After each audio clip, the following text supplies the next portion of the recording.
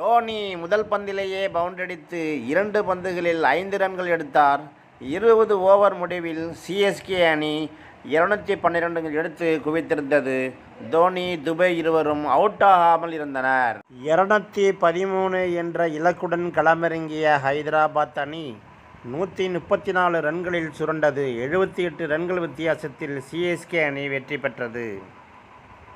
Captain Ruturaj இந்த போட்டியில் சிறப்பான ஆட்டத்தை வெளிப்படுத்தியிருந்தார். 3 சிக்சர்கள் 10 பவுண்டரிகள் என விளாசி 98 ரன்கள் எடுத்தார். சதம் அடித்திருக்க வேண்டிய நிலையில் 19.2 சிக்சர் விளாச முயன்று அவுட் ஆகி வெளியேறினார். சென்னை சேப்பாக்கம் மைதானத்தில் சன்ரைசர்ஸ் அணியை 5-0 என்ற கணக்கில் சிஎஸ்கே வீழ்த்தியிருக்கிறது.